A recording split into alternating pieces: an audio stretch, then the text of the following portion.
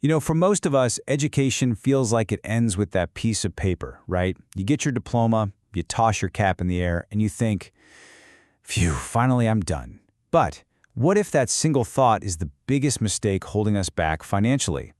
Today we're going to unpack a huge lesson from Rich Dad, Poor Dad. See, for the wealthy, graduation isn't the finish line. Nope, it's the starting gun for their real education. And that feeling of being done, it's a total trap. This belief that once you have a qualification, you can just stop learning, that's the very thing that stops most people from ever building real wealth. For those who actually get ahead financially, the end of formal school is the true beginning. It's when the education that actually matters really kicks off. And this slide right here, it just lays it all out perfectly. It shows you the core difference in thinking. On one side, education is seen as an expense. It's this costly thing you have to get through, a hurdle to jump over and then, forget about. But on the other side, for the rich, it's an investment. Every single book, every seminar, every course, it's all an investment in their single greatest asset. So what is that asset? Well, it's your mind. Simple as that. Throughout the whole Rich Dad philosophy, we're always talking about buying assets, things that generate income for you. But the one asset that makes all the others possible, the one that can never be fully taxed or taken away from you, is your financial knowledge. It's what's between your ears. So let's just refresh this super important definition. An asset is something that puts money in your pocket. So if that's the case, then investing in your financial intelligence is the ultimate asset-building machine. It's the engine that powers your ability to find, create, and manage every other asset you'll ever own.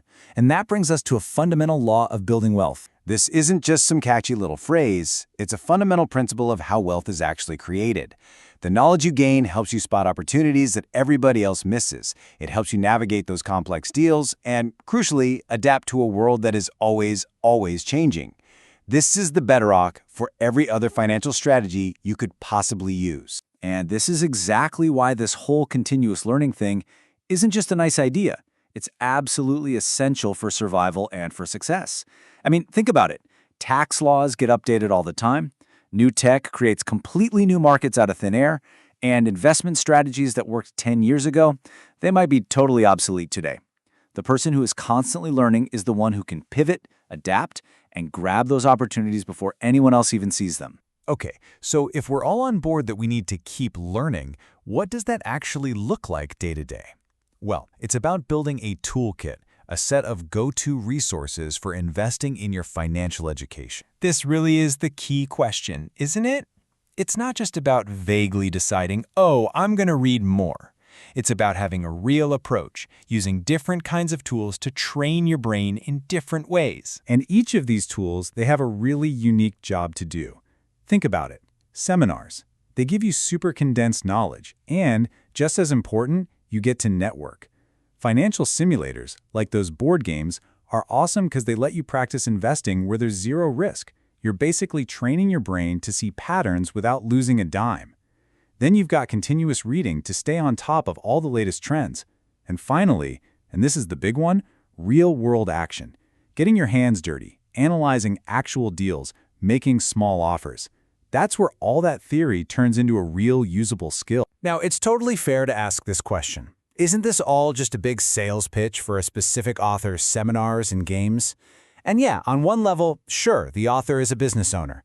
But if you only focus on that, you're going to miss the entire point. The real lesson here is not about buying one specific product.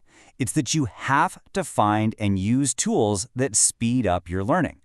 If one game doesn't click for you or one course seems boring, fine. Find another one that does. The principle is to shift your mindset. Stop seeing these things as an expense and start seeing them as what they are, a high-return investment in yourself. So how do you turn all of this into a structured, lifelong habit without just getting completely overwhelmed? Well, you create your own personal MBA, your own Master of Business Administration. It's a really simple framework for building your own curriculum for the next year. It's a really straightforward framework. First, you pick 3 or 4 majors. These are financial topics you're actually curious about, like real estate or stocks or small business. Next, you assign one topic to each quarter of the year. That lets you really immerse yourself. And finally, you build a simple, totally achievable monthly syllabus for each one. See how this structure just turns a fuzzy idea into a solid, concrete plan? So let's say your major for the quarter is real estate. Okay, month 1, you could read 2 of the best books on the topic. Simple enough. Month 2, maybe you take an online course and listen to 5 related podcast episodes.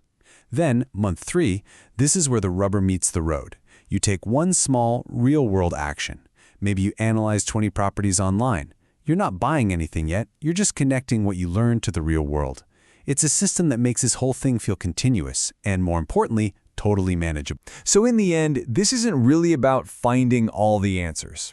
It's about learning how to ask the right questions. Your education is your responsibility. And you know what? It's the one investment that truly unlocks everything else.